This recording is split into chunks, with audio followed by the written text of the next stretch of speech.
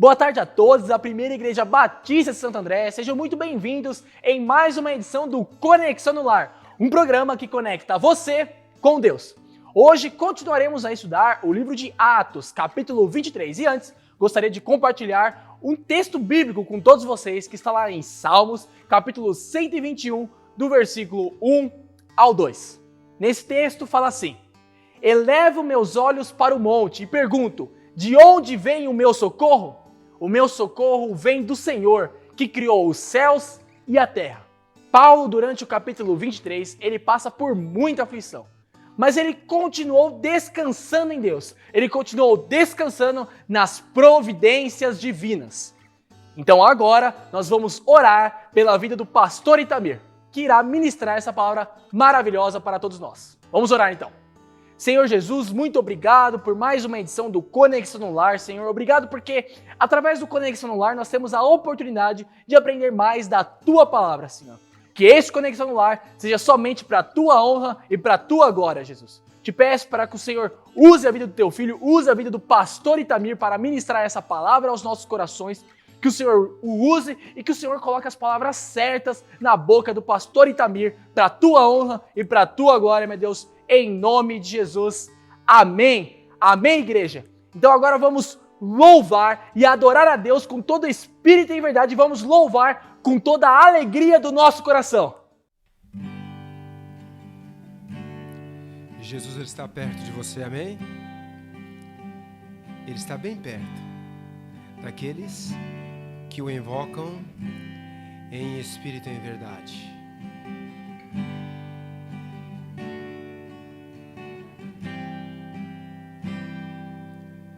Bem perto está Jesus, o Senhor, daqueles que o invocam em verdade. Quebranta, ó Senhor, o meu coração para ministrar real adoração. Meu maior desejo, Senhor, é te conhecer, desfrutar da tua comunhão. Minha alma tem sede de Deus, dependo de ti. Quebranta o meu coração.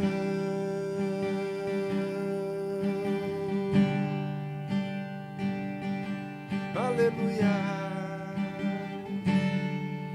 Bem perto está Jesus, o Senhor, daqueles que o invocam em verdade. Quebranta, ó Senhor, o meu coração para ministrar real adoração.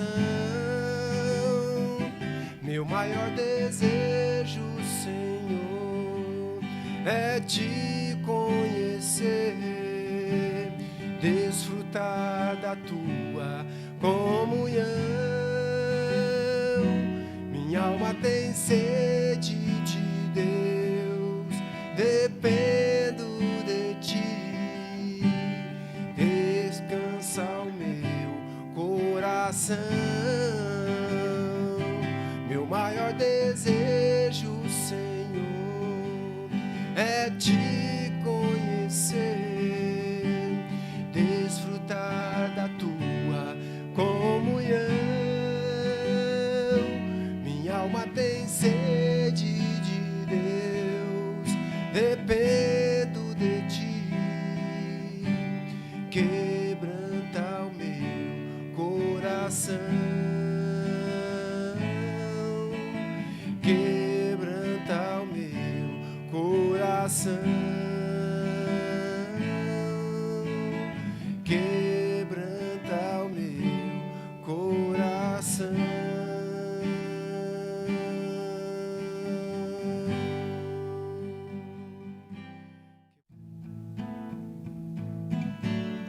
Jesus Cristo mudou o seu viver? Se Ele mudou o seu viver, você pode louvar Ele nessa tarde, amém?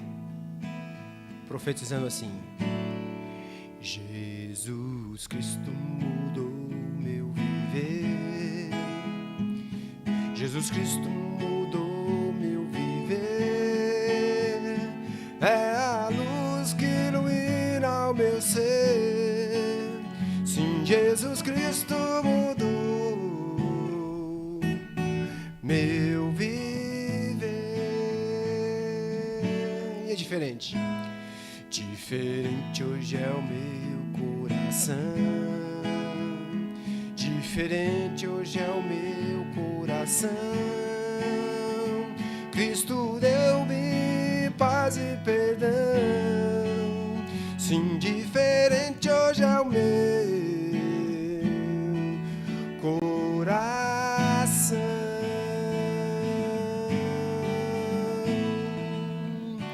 O amor só conheci em canções que falavam de ilusões, mas tudo agora é diferente. Cristo fala a toda a gente, pois Cristo deu-me o teu amor. Jesus Cristo mudou meu viver, Jesus Cristo mudou meu viver, é a luz que ilumina o meu ser, sim, Jesus Cristo mudou meu viver. Diferente, diferente hoje é o meu coração, diferente hoje é o meu coração. Cristo deu-me paz e perdão, sim, diferente hoje é o meu coração.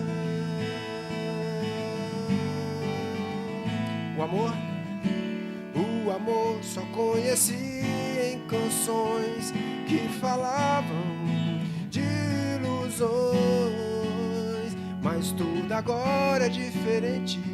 Cristo fala a toda a gente, pois Cristo deu-me o teu amor. Jesus Cristo mudou meu viver, Ele mudou. Jesus Cristo mudou meu viver, é a luz que ilumina o meu ser, sim, Jesus Cristo mudou, Jesus Cristo mudou. Profetize. Jesus Cristo mudou. Mais alto, bem forte. Jesus Cristo mudou meu viver, Ele mudou meu viver. Sou feliz porque Ele mudou meu viver. Aleluia. Glória a Deus. Queridos irmãos, a graça e a paz do Senhor Jesus, estamos estudando o livro de Atos e hoje vamos estudar o capítulo 23. E o capítulo 23 nos ajuda a entender como é que Paulo reagia a certas situações que ele enfrentava. Você sabe que ele foi preso injustamente e aí a gente percebe como ele descansava nas providências divinas. Ele sabia que Deus estava cuidando dele, sabia que Deus tinha um plano para ele, e a partir daí, o que ele fez? Ele descansou no poder de Deus, nas providências divinas. E eu queria então convidá-lo a estudar comigo o capítulo 23, do versículo 1 até o versículo 35, descansando nas providências divinas. Você sabe que esse é um programa, né? Mas na verdade não é um programa, é um estudo que a Primeira Igreja Batista de Santo André está oferecendo a você, para que você saiba como que a igreja começou, e até o ano 61, 62, como que a igreja dali para frente foi sendo desenvolvida. Mas antes de continuarmos o estudo do testemunho de Paulo e as reações que ele causou, é bom nos lembrarmos que Paulo fez o seguinte: ele conquistou a atenção daquele público que estava cada vez mais odiando a ele, retratou a sua vida nos padrões humanos, isto é, nos padrões que ainda não eram cristãos. Ele contou a transformação que o Senhor Jesus tinha dado a ele, testemunhou da nova vida e retratou o comissionamento que ele tinha recebido da parte de Deus. A partir daí, você sabe o que aconteceu. Nós tivemos várias reações. Pelo menos 5 delas nós podemos apontar. A reação da multidão foi de ódio e rejeição. Não queriam saber de nada dos gentios. A reação de Paulo foi de sabedoria. Ele se defendeu e foi sábio, falando que era um cidadão romano. A terceira reação foi a do centurião. Ele ficou muito apreensivo. Nossa, prendemos um cidadão romano. E aí contou para o comandante, que temeu e também ele passou a bola para frente. Ele falou, então deixa a bola agora com o Sinédrio. O Sinédrio que vai tomar conta. Então, nós temos sempre, ao testemunharmos Jesus, várias reações. Alguns creem, mas uma boa parte ainda se coloca completamente contra a palavra de Deus. A oportunidade que Paulo teve de defender-se foi oferecida a ele, e ele a utilizou com sabedoria. No capítulo 22, versículo 1, a gente percebe isso. Paulo defendeu-se, destacando os seus antecedentes, contou a sua vida. Mencionou o seu nascimento em Tarso, destacou que fora instruído aos pés de Gamaliel, um dos principais mestres do judaísmo. Paulo continuou falando em hebraico para a multidão que queria matá-lo, e ele testificou do Senhor Jesus Cristo. É impressionante, ele se mostra então como alguém zeloso para com Deus e para com a lei, porque ele não conhecia ainda a verdade do Senhor Jesus Cristo. Enfatizou que ele era tão ardente na defesa do judaísmo que pedira autorização para ir a Damasco, capital da Síria, para prender os seguidores do caminho. Esse era o nome que os cristãos tinham. E aí, ele disse que a sua disposição era levá-los até a morte. Quer dizer, prenderia os cristãos, levaria para Jerusalém, e como Estevão tinha sido apedrejado, Paulo falou, olha, eu tinha essa motivação no meu coração, levá-los até a morte. Com essa introdução minuciosa, detalhada, todos a multidão ficaram atentos para saber como que tinha ocorrido essa mudança. E aí Paulo começou a testemunhar o seu encontro com o Senhor Jesus. E com isso, anunciou claramente o evangelho para toda a multidão. Aproveitou aquela oportunidade, a difícil situação, e testemunhou de Jesus Cristo. A pergunta é, será que nós aproveitamos também essas situações e testemunhamos?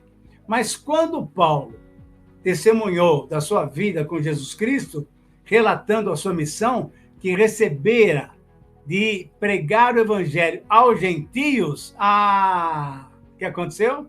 O tumulto novamente começou a acontecer.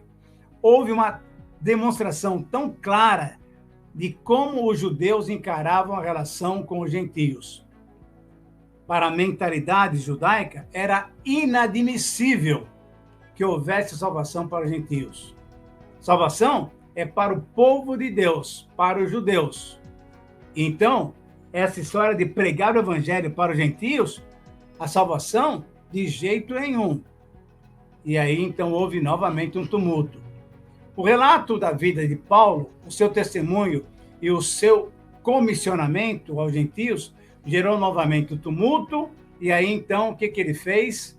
O comandante fez com que Paulo chegasse até o Sinédrio. O Sinédrio que vai tomar conta disso, o Sinédrio que vai ser responsável daqui para frente. E é interessante que o Sinédrio, então, era um tribunal, vamos dizer assim, né? Composto por 70 ou 72 membros, e o seu presidente era o sumo sacerdote. E havia duas correntes lá, dentro do Sinédrio. Os fariseus, que eram cumpridores da lei, criam na ressurreição, nos espíritos, nos anjos, e os saduceus, que vinham da elite, né? Camada mais alta, que estavam mais ligados ao poder político dos sacerdotes. E não criam nem na ressurreição, nem nos espíritos, nem nos anjos, estavam mais abertos à influência grega, à influência helênica. É interessante que Paulo, aparentemente sozinho, ele enfrentou o Sinédrio, mas ele dependia de Deus para mais essa circunstância. E Paulo conhecia muito bem o Sinédrio. Provavelmente ele tinha feito parte do Sinédrio ou era um aspirante ao Sinédrio, pois ele estava presente no apedrejamento de Estevão e tinha obtido do sumo sacerdote, que era o presidente do Sinédrio, que cartas para prender os seguidores do caminho, levando-os presos até Jerusalém. Paulo sabia do posicionamento teológico incompatível entre as duas correntes. E logo no início do seu discurso, do seu testemunho, da sua defesa, sabe o que ele fez?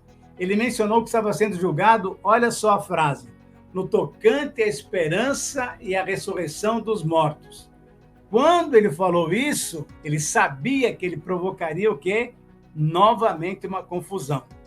E realmente a confusão foi estabelecida e não houve mais ambiente para julgá-lo agora no Sinédrio. Usando, então, a sabedoria que Deus tem lhe dado, Paulo evitou ser julgado por um tribunal injusto. Eu queria que você percebesse exatamente isso. Como é que Deus tem nos dado sabedoria, tem nos dado condições de viver uma vida correta diante dele, mas usando a nossa cabeça, usando aquilo que ele tem nos colocado. Lucas, então, ao relatar essas experiências do apóstolo Paulo, nós precisamos entender exatamente isso que o Lucas está fazendo. Ele mostrou o agir soberano e invisível de Deus. E assim nos encoraja a continuamente dependermos das providências divinas para as mais diversas circunstâncias pelas quais nós passamos. Por isso, temos uma frase que resume todo esse texto, que é o seguinte: todo cristão é desafiado a descansar nas providências divinas. Você crê em Deus? Você confia em Deus? Então, você é desafiado a descansar naquilo que Deus tem preparado para você, tem preparado para cada um de nós. Olha só, nesse texto nós vamos contar sete momentos em que devemos descansar nas providências divinas. Vamos então ler todo o texto e vamos começar a entender detalhes desses momentos especiais. Descansamos nas providências divinas nos momentos de contradições, versículos 1 a 5. Assim diz o texto. Paulo, fixando os olhos no Sinédrio, disse: meus irmãos, tenho cumprido meu dever para com Deus, com toda a boa consciência até o dia de hoje. Diante disso, o sumo sacerdote deu ordens aos que estavam perto de Paulo para que batessem na sua boca. Olha só. E aí, olha a reação de Paulo. Paulo disse: Deus se ferirá a parede branqueada. Olha só que palavra dura também. Então, Paulo lhe disse: Deus se ferirá a parede branqueada, porque você está aí sentado para me julgar conforme a lei, mas contra a lei me mandas ferir? Os que estavam perto de Paulo falaram: ei, peraí, você está insultando o sumo sacerdote de Deus. E Paulo falou: não, meus irmãos, eu não sabia que ele era o sumo sacerdote, pois está escrito: não fale mal de uma autoridade do seu povo. E aí nós vamos fazer algumas considerações, pelo menos 3 delas. No tribunal, onde deveria haver justiça, houve injustiça. Houve injustiça. Isso é, todo aquele movimento, e inclusive o sumo sacerdote mandando ferir a Paulo. Em segundo lugar, mesmo diante da injustiça humana, a nossa justiça é feita por Deus. É muito interessante isso. Deus sempre está do nosso lado. Por isso que as providências divinas são aquela retaguarda que nós podemos ter sempre, porque Ele sempre está conosco. E Paulo, então, foi advertido pela resposta inapropriada e ele assumiu o seu erro, se arrependeu. Então, pôde continuar dando seu testemunho lá para o Sinédrio. Muito bem. Em segundo lugar, num outro momento especial, nós encontramos momentos de confrontações. Versículos 6 a 10, que nos dizem o seguinte.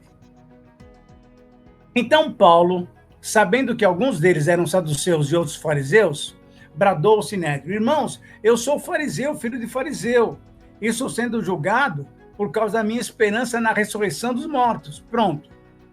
Disse isso, e aí surgiu o quê? Uma violenta discussão entre os fariseus e os saduceus, e a assembleia ficou dividida. Os saduceus dizem que não há ressurreição, nem anjos, nem espírito, mas os fariseus admitem todas essas coisas. Houve um grande alvoroço e alguns dos mestres da lei, que eram fariseus, se levantaram e começaram a discutir intensamente, dizendo: olha, nós não encontramos nada nesse homem, nada de errado. Quem sabe se algum espírito ou anjo falou com ele? Aí os saduceus reagiram e a discussão tornou-se tão violenta que o comandante parou e falou: peraí, a coisa vai ficar ruim aqui. Teve medo que Paulo fosse despedaçado por eles. Então ordenou que as tropas descessem e o retirassem do meio do sinédrio, levando-o para a fortaleza.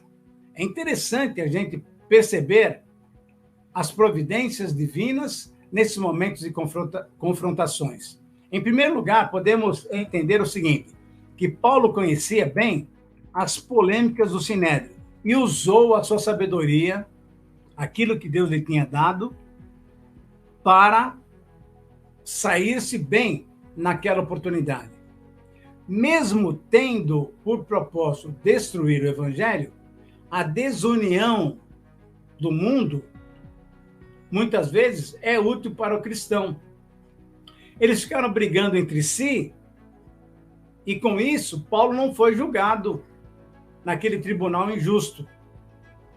O que nós percebemos, na verdade, é o seguinte, que Deus, em sua soberania, usa instrumentos para salvar os seus filhos.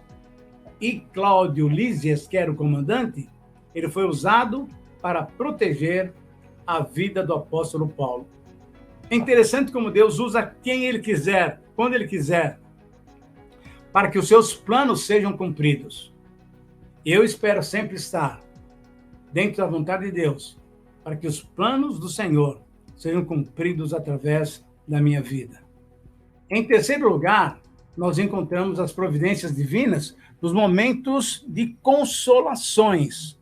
Versículo 11, só o versículo 11 diz o seguinte: na noite seguinte, olha só que coisa bonita, o Senhor apareceu a ele, apareceu para Paulo, e colocando-se ao lado dele, falou o seguinte: Paulo, coragem, fica firme, assim como você testemunhou a meu respeito em Jerusalém, você deverá testemunhar também de mim lá em Roma. Olha só,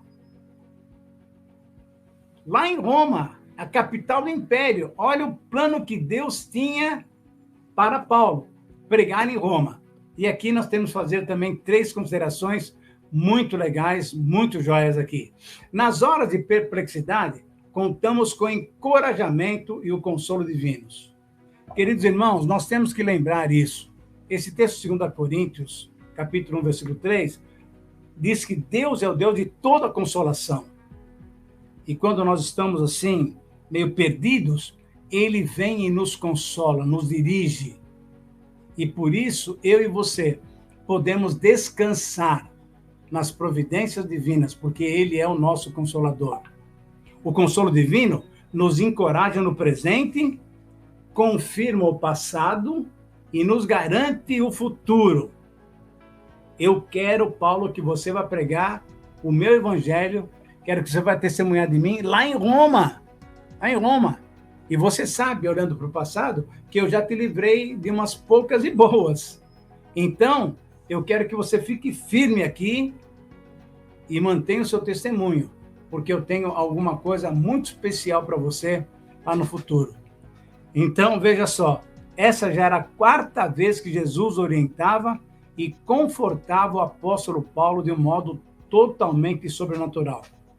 Você pode, então, olhar para esses 3 textos aqui. Atos 9, 3 e 4, quando Jesus apareceu para Paulo. Atos 16, 9, logo ali naquele contexto de Filipos.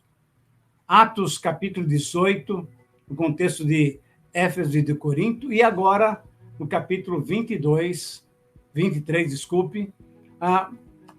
quando Jesus aparece falando para ele, coragem, fique firme, você vai testemunhar para mim lá em Roma. Como é gostoso a gente poder depender de Deus. E por isso o texto continua, nos versículos 12 a 15, nós encontramos a 4ª maneira de descansarmos nas providências divinas, quando há conspirações. Olha só o que esse texto diz. Na manhã seguinte, os judeus tramaram uma conspiração e juraram solenemente que não comeriam nem beberiam enquanto não matassem Paulo. Olha só que tipo de atitude eles tinham. E eram judeus do Sinédrio. Mais de 40 homens estavam envolvidos nessa conspiração. E dirigindo-se aos chefes dos sacerdotes e aos líderes judeus, eles disseram o seguinte, olha só, juramos solenemente sob maldição que não comeremos nada enquanto não matarmos Paulo. Agora, portanto, vocês e o Sinédrio peçam ao comandante que o faça comparecer diante de vocês com o pretexto, de obter mais informações, mais exatas informações sobre o seu caso. Estaremos aqui prontos para matá-lo antes que ele chegue aqui. Que trama, hein? Juramos solenemente que nós vamos matar Paulo. E aqui 3 observações. A oposição surge com novas maneiras para obstruir os planos divinos. 40 judeus, homens do Sinédrio, queriam matar Paulo. E tinham jurado, nós não vamos comer nem beber até que o nosso plano consiga êxito. Segundo, a conspiração contra o evangelho obriga os opositores a serem radicais. Fizeram greve de fome. Já pensou isso aí? Não vão comer nada, não vão beber nada até que o nosso plano aconteça. Nós queremos matar esse homem. Não queremos que ele pregue para os gentios de jeito nenhum. E, em terceiro lugar, a oposição ganha força na luta contra os filhos de Deus. Por quê? Porque temos, então, sacerdotes, anciãos e o próprio Sinédrio, ganhando forças na luta contra o testemunho de Paulo, contra a missão que Deus tinha dado para Paulo para pregar o evangelho. Mas o texto continua, nos versículos 16 a 24, é um texto um pouquinho mais longo, nós podemos entender como é que Deus nos dirige, como Deus nos conduz, momentos de conduções divinas. Vamos ler o texto. Entretanto, olha como que Deus faz. O sobrinho de Paulo, filho da sua irmã, teve conhecimento dessa conspiração, dessa trama, e foi à fortaleza e contou tudo a Paulo, que, chamando um dos centuriões, disse, olha, leve esse rapaz ao comandante, porque ele tem algo importante para lhe dizer. Assim, ele o levou ao comandante. Então disse o centurião, Paulo, prisioneiro, chamou-me e pediu para te trazer esse rapaz, porque ele tem algo para te falar. O comandante tomou o rapaz pela mão, levou-o à parte e perguntou: o que você tem para me falar? Ele respondeu: os judeus planejam pedir que você apresente Paulo ao Sinédrio amanhã, sob o pretexto de buscar informações mais exatas a respeito dele. Por quê? Porque eles querem matá-lo. Não te deixes convencer, pois mais do que 40 deles estão preparando uma emboscada contra Paulo. Eles juraram solenemente não comer nem beber enquanto não o matarem. Eles estão preparados agora, esperando que prometas atender-lhes o pedido. O comandante despediu o rapaz e recomendou-lhe o seguinte: não diga nada a ninguém que você me contou isso. Então ele chamou 2 dos seus centuriões, olha só que coisa interessante, e ordenou-lhes: preparem um destacamento, gente, de 200 soldados, 70 cavaleiros e 200 lanceiros, a fim de irem para Cesareia esta noite, às 9 horas da noite. Providenciem montarias para Paulo e levem ele em segurança para o governador. Que coisa maravilhosa, que coisa maravilhosa.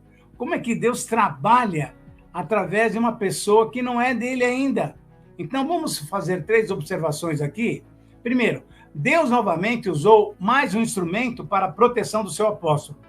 O sobrinho de Paulo foi instrumento divino nessa ocasião. Segundo, Deus novamente usou o comandante Cláudio Lísias como seu instrumento de proteção ao apóstolo Paulo. Sua intenção foi notável. Ele prepara uma comitiva de soldados para levar Paulo para Festo, que era o governador. E Deus novamente usou mais instrumentos para a proteção de Paulo. Centuriões, soldados, lanceiros, cavalaria foram esses instrumentos. Deus age como Ele quer, quando quer, usando quem Ele quer, para o quê? Para nos conduzir a que os seus planos sejam efetuados. Versículos 25 a 30. É um texto maravilhoso também. O comandante, então, escreveu uma carta nesses termos: Cláudio Lísias, ao excelentíssimo governador Félix, saudações. Este homem foi preso pelos judeus que estavam prestes a matá-lo, quando eu, chegando com minhas tropas, o resgatei, pois soube que ele é cidadão romano. Querendo saber por que o estavam acusando, levei-o ao sinédrio deles. Mas aí eu descobri que ele estava sendo acusado em questões acerca das leis dele. Não havia contra ele nenhuma acusação que merecesse morte ou prisão. Veja só o Cláudio Lísias dando um testemunho favorável a Paulo. Quando eu fui informado que estava sendo preparada uma cilada contra ele, enviei-o imediatamente a Vossa Excelência. Também ordenei que os seus acusadores apresentassem a Vossa Excelência aquilo que eles têm contra esse prisioneiro. Muito bem. O que nós temos que perceber aqui? Na carta a Félix, Cláudio Lísias foi honesto e fez uma correta narrativa dos fatos. Escreveu exatamente o que tinha acontecido. Ele levou eles até o Sinédrio, levou Paulo até o Sinédrio, e o Sinédrio, tumultuado, queria prendê-lo, queria matá-lo, e aí também contou dessa trama que eles tinham planejado, né? Na carta a Félix, Cláudio Lísias, por sua honestidade, deu um testemunho favorável a Paulo. É interessante como uma pessoa que não é cristã, ela pode também perceber a verdade do Evangelho, a verdade de uma pessoa que está andando com Deus. Ele, então, dá um testemunho favorável à causa de Paulo. E nessa carta ainda a Félix, Cláudio Lísias sabiamente eximiu-se de responsabilidade e passou a bola, né? Transferiu a decisão para uma esfera muito maior de maior importância. Já que ele tinha passado para o Sinédrio, e o Sinédrio não tinha sabido entender ou julgar corretamente a situação de Paulo, o que ele fez? Ele coloca, então, Paulo agora nas mãos do governador, que era esse homem chamado Félix. Muito bem. E aqui nós temos que continuar e temos, então, agora a 7ª maneira de descansarmos nas providências divinas. Nos momentos das concretizações dos planos. É muito interessante. Os planos de Deus vão se encaminhando de uma tal maneira porque Deus os conduz, queridos irmãos. Você tem que entender isso, você tem que aceitar isso, que Deus, mesmo que você não perceba o que você acha que está sendo injustiçado, Deus está conduzindo os planos para a sua vida, para os planos que Ele tem que sejam feitos por você. E aí, nos versículos 31 a 35, nós lemos o seguinte: os soldados, cumprindo seu dever, levaram Paulo durante a noite e chegaram a Antipátride. No dia seguinte, deixaram a cavalaria prosseguir com ele e voltaram para a fortaleza. Quando a cavalaria chegou a Cesareia, deu a carta ao governador e lhe entregou Paulo. O governador leu a carta e perguntou de que província ele era. Paulo, disse que era da província da Cilícia. E aí, então, Félix falou o seguinte, ouvirei o teu caso quando os seus acusadores chegarem aqui. Então ordenou que Paulo fosse mantido sob a custódia no palácio de Herodes. Muito interessante essas colocações. E aí, o que aconteceu é que nós temos também mais 3 observações para fazer. Primeira, os planos divinos não são frustrados. Paulo chegou em Cesareia. Isso é, em mais uma etapa do seu caminho para Roma. Você lembra que lá o Senhor Jesus falou, eu quero que você transmita o meu testemunho lá em Roma. Então, o que estava acontecendo é que agora, chegando em Cesareia, era mais próximo de Roma. Então, os planos de Deus não são frustrados. Ele vai acontecendo, ele vai se concretizando, porque Deus é soberano. A proteção que Deus concede aos seus filhos é da melhor qualidade. Veja só, uma escolta romano dava completa segurança ao escoltado. Paulo, um acusado, estava agora com lanceiros, cavaleiros, soldados, enfim, toda uma equipe de segurança para proteger aquele servo de Deus que estava submisso, estava esperando as providências divinas. Que coisa maravilhosa! E, em terceiro lugar, Deus deu descanso a Paulo no palácio de Herodes. Olha só, lá Paulo ficou preso durante 2 anos, lá em Cesareia, onde teve oportunidade de fazer o quê? Testemunhar mais vezes. Então, é interessante que ali, protegido, ele ficou lá. E a gente vai perceber que havia uma outra intenção em Félix em deixar Paulo preso durante 2 anos. Nós vamos ver isso no próximo estudo. Mas é interessante que nós podemos perceber que Deus realmente dirige as nossas vidas de uma maneira toda especial. E aí, para concluirmos, algumas perguntas de uma maneira bem prática. Primeiro, você crê no agir de Deus em sua vida? Ele atuou na vida de Paulo. Você crê que Deus pode atuar na sua vida também dessa maneira? De uma maneira espetacular? Você pode ver e sentir o agir providencial de Deus em sua vida? Você tem percebido que Deus tem feito você depender dele? Isso é uma pergunta séria, pessoal. Porque quando a gente olha para a nossa vida, muitas vezes nós estamos aí numa situação completamente fora dos nossos padrões, mas a gente percebe que Deus está no controle de tudo. Você sabe disso, que eu passei por uma situação muito delicada aí, e eu simplesmente descansei nas providências divinas. Qual é a mais recente experiência que você teve em relação à providência divina na sua vida? Porque não vale uma coisa que aconteceu lá há 10 anos atrás. É no dia a dia que Deus vai fazendo a sua obra em nossas vidas. Por isso, então, a pergunta é: você crê no agir de Deus? Assim como ele atuou na vida de Paulo? Você pode ver e sentir o agir de Deus na sua vida, fazendo depender dele? Qual foi a mais recente experiência que você teve? Eu termino com uma frase: que possamos viver como cantamos. Que consolação tem meu coração, descansando no poder de Deus. Você conhece bem esse hino? Que consolação tem meu coração, descansando nas providências de Deus. A minha oração é que o Senhor nos ajude a depender das suas providências para vermos o seu agir em nossas vidas. Amém? Que Deus nos abençoe.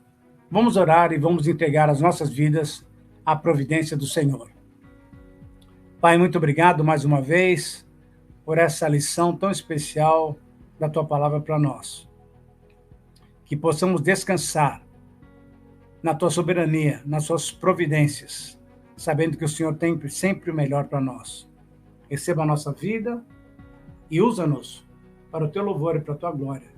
Oramos assim em nome de Jesus. Amém. Deus te abençoe e até o próximo domingo. Amém, pastor Itamir. Muito obrigado por essa palavra edificante. Espero que essa palavra tenha tocado muito ao seu coração. Agora vamos orar, agradecendo por mais uma edição do Conexão no Lar. Vamos orar. Senhor Jesus, muito obrigado por mais uma edição do Conexão no Lar, que se encerra agora, Jesus. Obrigado porque o Senhor usou a vida do teu filho, do pastor Itamir, de forma poderosa, Senhor. Te peço para que o Senhor continue o abençoando e continue usando ele de forma poderosa, Senhor. Que todas as edições do Conexão no Lar sejam somente para a tua honra e para a tua glória, Senhor. E mais do que aprender da tua palavra, que possamos colocar a palavra que aprendemos em prática, meu Deus. Para a tua honra e para a tua glória, em nome de Jesus. Amém. Amém, igreja? Então agora eu tenho um aviso muito importante para você. Do dia 10 ao dia 14 de novembro, nós teremos o Congresso de Adoração. Então, fiquem espertos nas nossas redes sociais para saber mais informações. E agora um convite. Se você não pôde vir ao culto da manhã, venha celebrar conosco no culto da noite a partir das 18 horas. E teremos ceia do Senhor. Então, venha cear conosco.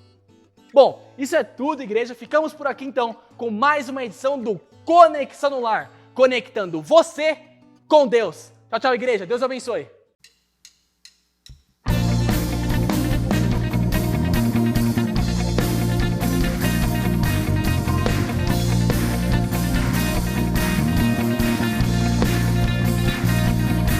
Cordeiro de Deus, herdeiro de tudo, Emanuel, Deus conosco, vivo em nós, herança dos justos, riqueza dos santos, Emanuel, Deus conosco, vivo em nós. As palmas!